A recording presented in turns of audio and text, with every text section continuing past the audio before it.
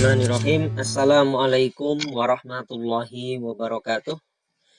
Selamat pagi anak-anak semua. Hari ini kita ketemu lagi dengan pelajaran matematika. Untuk pada pertemuan hari ini kita akan membahas bab yang pertama atau materi pertama di semester kedua mengenai teorema Pythagoras. Baik, anak-anak semua, sebelum kita atau sebelum kalian mengetahui apa dan bagaimana itu teorema Pythagoras, perhatikan materi berikut ini. Sebentar. Ya, perhatikan uraian materi berikut ini. Berapakah nilai dari 2 pangkat 3? Nah, 2 pangkat 3 itu artinya apa, teman-teman semua? 2 pangkat 3 itu artinya adalah 2 kali 2 kali 2 sama dengan 8. Kemudian berapakah nilai dari 4B dipangkatkan 3? Nah, 4B pangkat 3 ini artinya adalah pangkat 3 ini milik 4 dan juga B. Sehingga 4B kali 4B kali 4B. 4 kali 4 kali 4 itu 64. Kemudian B kali B kali B itu B pangkat 3. Sehingga 4B pangkat 3 itu hasilnya adalah 64 B pangkat 3. Lalu berapakah nilai dari akar 36? Kita semua tahu akar pangkat 2 dari 36 itu adalah kita mencari sebuah bilangan. Jika itu dipangkatkan 2 atau dikalikan dengan bilangan yang sama, itu hasilnya adalah 36. Nah, berapa nilai akar pangkat 2 dari 36? Nilainya adalah 6. Kenapa? Karena 6 kali 6 itu sama dengan 36. Oke, kita lanjutkan. Lalu bagaimana jika berapakah nilai dari akar dari 256? Nah, masih ingat tidak teman-teman semua dengan cara yang digunakan saat kalian masih duduk di sekolah dasar dulu? Ya. Jika ada akar pangkat 2 dari 256, itu apa pertama kali yang harus kalian lakukan? Yang harus kalian lakukan adalah memisahkan 2 angka dari belakang, kan? Ya. Dipisahkan 2 angka dari belakang. 1, 2. Nah, dipisahkan. Langkah selanjutnya apa? Langkah selanjutnya adalah kalian mencari suatu perkalian bilangan yang sama yang hasilnya satuannya itu menghasilkan 6 ini. Sekali lagi, kita mencari perkalian dari 2 bilangan yang sama yang hasilnya satuannya itu sama dengan satuan yang ini. Satuan yang ini kan 6. Maka nanti yang 6 berapa? Nah, misalnya kita coba 3 kali 3. 3 kali 3 berapa teman-teman semua? 9, ya. Berarti satuannya ini kan ini 9. Sesuai enggak dengan yang diminta ini? Tidak. Kalau tidak sesuai berarti 3 ini salah. Maka selanjutnya berapa? 4 kali 4. Berapa 4 kali 4? 16. 16 ini satuannya berapa? Satuannya adalah 6. Sesuai dengan ini. Oh, berarti kemungkinan pertama bisa 4 ini benar. Ada lagi enggak teman-teman semua yang perkalian yang bilangan jika dikalikan dengan bilangan itu sendiri akan menghasilkan satuan 6 selain 4 karena sudah ketemu 4. Misalnya 6. 6 kali 6 itu berapa teman-teman semua? 6 kali 6 itu adalah 36. Ya, 36. Satuannya adalah 6 sesuai dengan yang diminta di sini. Maka 6 ini juga merupakan sebuah kemungkinannya. Sehingga kemungkinannya akan ada 2, yaitu 4 dan 6. Selanjutnya apa teman-teman? Selanjutnya adalah sekarang kita pikirkan ini. 2 ini. Berapa dikalikan berapa yang hasilnya sama dengan atau mendekati 2. Dan perkalian bilangan itu harus sama. Misalnya 5 kali 5, 4 kali 4, atau 3 kali 3. Yang hasilnya itu mendekati 2 atau sama dengan 2. Boleh enggak kalau 2 kali 1? Misalnya 2 kali 1. Boleh enggak? Enggak boleh karena ini beda. Syaratnya adalah harus sama. Berapa? Nah, kemungkinannya hanya 1. Ya kan? Karena 1 kali 1 itu mendekati 2. Sehingga akan ada dua kemungkinan, yaitu apa? 14 kali 14 dan 16 kali 16. Dalam artian di sini akar 256 ini kemungkinannya ada dua. Kalau tidak 14 ya 16. Lalu kita coba 14 kali 14 itu berapa hasilnya? 196. Kalau 16 kali 16 256. Nah, sudah sesuai ini teman-teman, ya enggak? Sesuai dengan yang diminta ini. Maka nilai dari akar dari 256 itu adalah 16. Oke, lanjutkan ya. Selanjutnya, kalau berapakah nilai dari akar dari 1764? Ya, langkahnya sama. Kalau kita menggunakan cara SD lagi, kita pisahkan dua angka dari belakang dulu, ya. 1, 2 dipisahkan. Selanjutnya kita cari perkalian dua bilangan yang satuannya menghasilkan 4. Misalnya berapa? 2 kali 2 jelas. 2 kali 2 itu 4. Apakah ada kemungkinan yang lain? Tentunya ada. Berapa? 8 kali 8. 8 kali 8 itu hasilnya adalah 64. Ya kan? Sesuai nih satuannya sama-sama 4. Ada lagi enggak selain 8 dan 2 yang dikalikan menghasilkan satuan 4? 12. Nah, 12 itu tidak termasuk. Kenapa? Yang kita pilih hanyalah angka dari 0 sampai 9 untuk menghitung ini. Sehingga kemungkinannya adalah kalau enggak 2 ya 8 untuk bilangan satuannya. Sekarang kita baru berpikir yang 17 ini. Berapa kali berapa yang menghasilkan 17 atau mendekati 17. Jadi tidak harus sama dengan 17. Yang penting di bawah 17 dan harus mendekati. Berapa kira-kira teman-teman? Ya 4 kali 4. Nah, kalau 3 kali 3 9, masih jauh dengan 17. Kalau 4 kali 4 itu kan 16, ya tahu, maka sudah dekat dengan 17. Sehingga berapa kemungkinannya adalah 42, kalau tidak ya 48. Berarti kemungkinannya adalah 42 kali 42 atau 48 kali 48. Oke, coba sekarang kalian hitung. 42 kali 42 itu hasilnya berapa teman-teman semua? Berapa? Oke, 1764. Kalau yang 48 kali 48 berapa teman-teman? Ya, 2304. Sehingga yang sesuai yang mana? 42 atau 48? Nah, betul sekali. 42. Sehingga hasil dari akar 1764 adalah 42.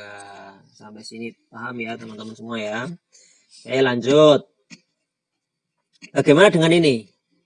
Akar dari 48. Coba kita selesaikan seperti tadi. Akar dari 48 kita pisah dua angka dari belakang. Ya. Selanjutnya kita cari perkalian berapa kali berapa yang menghasilkan satuan 8. Atau berapa? Kalau 6 kali 6 berapa? 36. Kalau 7 kali 7 49. Di sini tolong dicermati teman-teman. 6 kali 6, seandainya kita memilih 6 kali 6, itu hasilnya sudah baru 36. Tetapi kalau kita memilih 7 kali 7, hasilnya sudah 49. Ada yang aneh. Kalau seandainya ini hasilnya adalah 6, masih kurang jauh karena 6 itu milik 336. Kalau seandainya kita milih 7, kelebihan karena 7 itu 49 akarnya. Akar 49 itu 7. Nah, berapa? Kalau 6 kurang banyak, kalau 7 kelebihan. Nah, berarti kemungkinannya adalah 6, sekian. Nah, ini agak susah dan harus menggunakan kalkulator untuk menghitung nilainya. Tetapi kita bisa menyederhanakan bentuk ini. Ya, tidak menghitung, tetapi kita bisa menyederhanakan bentuk ini. Ya, bentuk akar seperti di atas bisa kita sederhanakan bentuknya. Bagaimana caranya? Perhatikan penjelasan berikut ini. Ya, ini lihat. Akar dari 48 langkah pertama adalah kita cari perkalian dua bilangan yang sama. Mohon maaf, perkalian dua bilangan yang menghasilkan 48 dengan syarat salah satu bilangannya itu bisa diakarkan.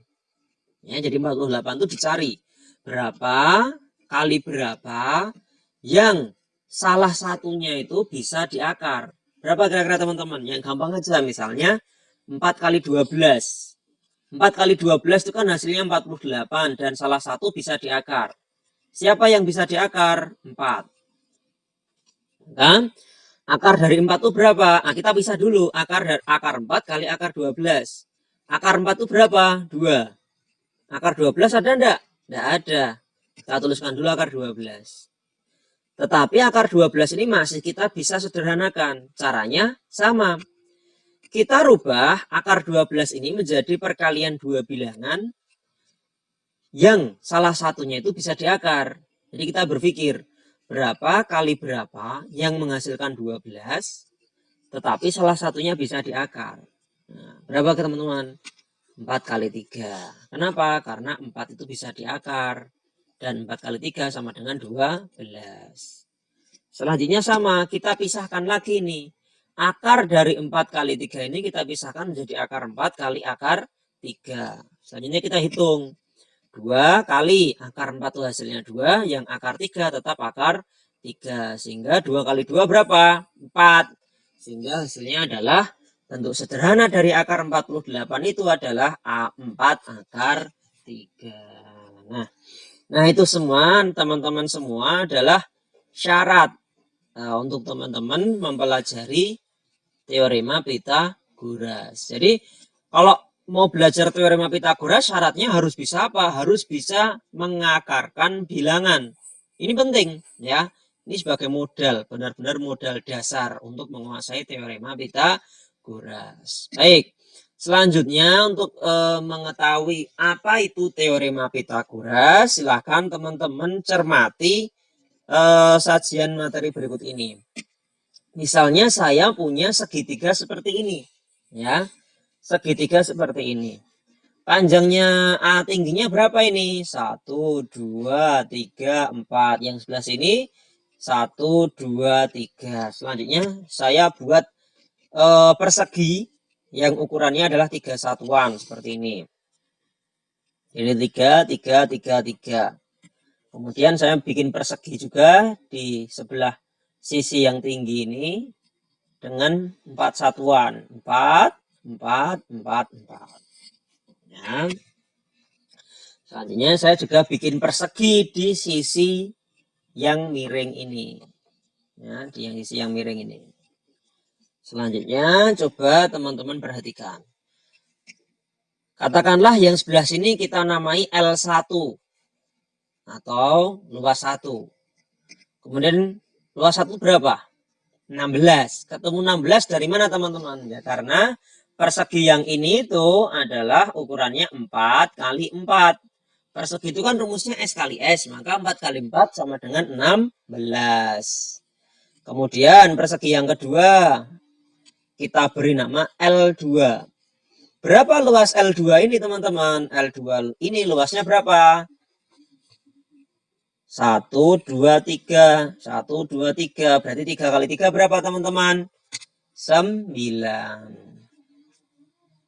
Nah, kemudian L3. Berapa luas L3? Nah, kalau yang ini tadi, yang L1 atau L2, menghitungnya kan gampang teman-teman ya. Ya, kenapa gampang? Karena jelas. Sisinya, panjangnya berapa jelas. Bisa dihitung dari kotak-kotak kecil ini. 1, 2, 3, 4. Yang bawah juga mudah. 1, 2, 3. Kalau yang ini, susah untuk menghitungnya. Karena ini nggak pas. Ya kan? Nah, terus gimana caranya menghitung L3 ini? Nah, kalau mau kita modifikasi, untuk menghitung L3 ini, kita bisa menggunakan bantuan persegi besar yang berwarna biru ini. Ya, L3 ini letaknya di dalam persegi besar. Ya kan? Sehingga nanti kita bisa menghitung besar atau luas L3 ini dengan menggunakan bantuan persegi besar ini dan luasan segitiga-segitiga kecil yang ini. Kemudian nanti dikurangi, kan ketemu yang tengah. Kan gitu. Nah, coba. Segitiganya kan ini semua sama, teman-teman ya. Nah, luasnya berapa kira-kira luas segitiga ini? Luas segitiga masih ingat nggak? Rumusnya adalah setengah kali alas kali tinggi. Tingginya ini 4, alasnya 3. 4 kali 3, 12. 12 dibagi 2, 6. Nah, maka luas semuanya adalah 6. Ya kan? Luas persegi L3 bisa dicari dengan luas persegi ABCD, luas yang besar, dikurangi 4 kali luas segi 3. Luas ABCD, luas yang besar berapa? Kita bisa menghitung dengan mudah. Ini kan panjangnya kan 7. 1, 2, 3, 4, 5, 6, 7. 7 kali 7 berapa? 49. Sehingga kemudian L3 adalah 49 dikurangi 4 kali 6. 49 dikurangi 24. Sehingga L3 atau luas yang persegi yang ketiga ini adalah 25. Begitu ya teman-teman semua ya. Nah, seandainya kita cermati, ternyata L3 ya, L3 ini ternyata luasannya adalah L1 ditambah L2. Kalau nggak percaya buktikan. L1 16, L2 9. Jumlahkan, ketemu 25. Nah, inilah magicnya teorema Pythagoras. Nah, sehingga kalau mau kita tuliskan, nah tolong ini jadi catatan penting teman-teman semua, bahwa dalam teorema Pythagoras, untuk segitiga siku-siku berlaku jumlah kuadrat panjang dua sisi terpendek sama dengan kuadrat panjang sisi terpanjang. Jadi seandainya tadi ada segitiga siku-siku ya, yang sini A, yang sini B, kemudian yang sisi miring dinamakan dengan C, maka berlaku ini A kuadrat ditambah B kuadrat itu akan sama dengan C kuadrat. A sama B-nya ini boleh ditukar-tukar. Ya, boleh ditukar-tukar sama saja. Yang tidak boleh ditukar adalah nilai C. Karena nilai C ini adalah sisi terpanjang dari sebuah segitiga siku. Nah, kalau istilah lainnya adalah hipotenusa. Iya teman-teman semua ya. Jadi ingat bahwa teorema Pythagoras itu berbunyi jumlah kuadrat panjang dua sisi terpendek akan sama dengan kuadrat panjang sisi terpanjang. Kalau kita tuliskan dengan simbol A kuadrat ditambah B kuadrat sama dengan C kuadrat, di mana A dan B-nya itu adalah sisi yang pendek, sedangkan yang C adalah sisi yang paling panjang dari sebuah segitiga siku. Baik. Untuk lebih jelas, mari kita perhatikan contoh soal berikut ini. Selesaikan segitiga siku-siku berikut ini. Di segitiga siku-siku ini kelihatan sisi terpendeknya 5 dan 12, kemudian yang dicari sisi terpanjang yaitu C. Kita mulai dengan menuliskan teorema Pythagorasnya. Teorema Pythagoras tadi berbunyi A kuadrat ditambah B kuadrat sama dengan C kuadrat. Siapa nilai A? Siapa nilai B? Nilai A itu bisa 5, nilai B bisa 12, dan boleh dibolak-balik. Baik. Kita masukkan apa yang kita tahu. Yang kita tahu adalah nilai A dan nilai B. Yang kita masukkan di sini. A-nya diganti 5, B-nya diganti 12. Kemudian kita hitung, 5 kuadrat itu 25, 12 kuadrat itu 144. Berapa 25 ditambah 144? 169. Sehingga 169 sama dengan C kuadrat. Ya, selanjutnya yang harus kalian lakukan, nah sebenarnya ini hanya langkah bantuan aja ya, swap set itu. Swap set itu adalah memindah posisi, yang awalnya di depan jadi di belakang, yang awalnya di belakang jadi di depan. Tujuannya hanya untuk memudahkan dalam perhitungan saja. C kuadrat sama dengan 169, maka nilai C-nya berapa? Nilai C-nya adalah akar dari 169. C kuadrat sama dengan 169, C sama dengan akar dari 169. Berapa teman-teman? Kita bagi 2 seperti tadi. 9 tuh kemungkinannya 3. Ya kan? 1 kemungkinannya adalah hanya 1. Sehingga nilai C-nya adalah 13. Sehingga ini hasilnya adalah 13. Nah, itu contoh pertama. Contoh kedua. Ya, selesaikan segitiga siku-siku berikut ini. Nah, kalau yang ini beda. Yang diketahui yang sisi pendek 1 dan sisi panjang 1. Yang dicari sisi pendek yang kedua. Caranya gimana? Sama saja, kita mulai dengan menuliskan rumus Pitagorasnya, yaitu A kuadrat plus B kuadrat sama dengan C kuadrat. Selanjutnya, kita masukkan apa yang kita tahu. A-nya tahu, 9, masukkan 9. B-nya nggak tahu, tetap tulis B.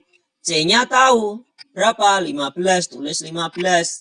Selanjutnya tinggal kita hitung, 9 kuadrat berapa? 81, 15 kuadrat berapa? 225. Selanjutnya, kita letakkan 81 atau kedua ruas ini kita kurangkan dengan 81. Tujuannya apa? Tujuannya supaya menyisakan B kuadrat ini sendiri, karena kan kita mau mencari nilai B-nya. Kalau gampangannya adalah pindah ruas, jadi untuk mencari B kuadrat ini adalah 81 ini pindah ke sini kan. Ketika dipindah ke sini maka akan berubah menjadi min 81.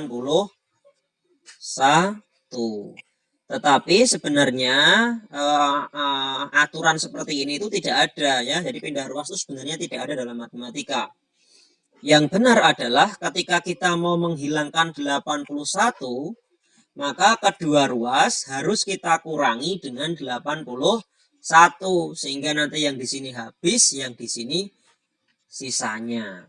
Begitu juga jika kita mau menghilangkan 225 ini, maka kedua ruas baik kanan maupun kiri harus sama-sama dikurangi 225. Itu yang sebenarnya ada dalam matematika. Karena ini mau kita menghilangkan 81 ini, dan 81 ini positif, maka untuk menghilangkan ini kita kurangi dengan 81. Kalau sebelah kiri dikurangi 81, maka sebelah kanan juga harus dikurangi 81. Mohon maaf, harus apa? Harus adil ya, harus adil. Yo, kita selesaikan. 81 kurangi 81 habis, tinggal B kuadrat. Sedangkan yang 225 kurangi 81 hasilnya adalah 144. B kuadrat sama dengan 144. Nilai B berapa? Ya akar dari 144. Ya kan? Kita bagi 2 lagi. Yang 4 itu berapa kemungkinannya? 2. Kemudian yang 1 tetap 1. Sehingga nilai B-nya adalah 12. Seperti itu teman-teman semua. Dari 2 contoh ini, kira-kira sudah paham atau belum? Kalau belum, silahkan ulangi lagi melihat videonya berkali-kali. Kalau masih belum paham, nanti bisa ditanyakan ke saya melalui grup maupun Japri. Selanjutnya, ya, coba kita hitung diagonal dari persegi ini. Ya, kita coba hitung diagonal dari persegi ini. Langkahnya sebenarnya sama teman-teman semua ya. Jadi intinya adalah menuliskan teorema Pitagorasnya dulu. A kuadrat tambah B kuadrat sama dengan C kuadrat. Ya, A-nya berapa? A-nya 1, B-nya berapa? 1 juga. Anggap aja segitiganya yang ini enggak ada. Anggap aja hanya ada 1. Ini A, ini B. 1 kuadrat berapa? 1. 1 kuadrat berapa? 1 juga. 1 tambah 1 berapa? 2. C kuadrat sama dengan 2. Nilai C berapa? Ya akar dari 2. Akar dari 2 itu ada nggak teman-teman? Tidak ada. Bisa sederhanakan nggak? Tidak bisa, karena ini bilangan prima. Sehingga panjang diagonalnya ini adalah akar 2. Oke, itu ya teman-teman semua ya. Selanjutnya, buktikan bahwa segitiga tersebut memiliki sudut siku-siku ya, memiliki sudut siku. Berarti membuktikan seperti ini juga menggunakan teorema Pitagoras. Nah, siapa yang dianggap sebagai C? Ya, C tadi apa? Yang terpanjang. Di antara tiga ini yang panjang mana? Ini kan? Maka ini sebagai C, kemudian ini sebagai A, ini sebagai B. Dan yang ini boleh dibolak-balik. Ini boleh yang B, kemudian ini yang boleh yang A, ini juga boleh. Yang nggak boleh dibolak-balik yang ini. Yuk, coba. A-nya misalnya akar 3-nya, boleh. A kuadrat, akar 3 dikuadratkan, ya. Ditambah akar 5 dikuadratkan sama dengan akar 8 dikuadratkan, ya. Dari sini. Akar 3 kuadrat berapa? 3. Akar 5 kuadrat berapa? 5. Akar 8 kuadrat berapa? 8. 3 tambah 5 berapa teman-teman semua? 8. 8 sama dengan 8. Sisi sebelah kiri sama dengan sisi sebelah kanan. Maka ya benar, ini segitiga ini merupakan segitiga yang memiliki sudut siku-siku atau biasa kita sebut segitiga siku-siku. Nah, ya teman-teman semua ya. Oke, baik. Untuk pertemuan kali ini kita hanya membahas sampai situ dulu. Nah, untuk selanjutnya kita teruskan di pertemuan selanjutnya. Jika ada pertanyaan bisa disampaikan di grup maupun japri ke saya, atau teman-teman bisa belajar dari sumber yang lain. Baik, terima kasih. Saya akhiri. Wassalamualaikum warahmatullahi wabarakatuh.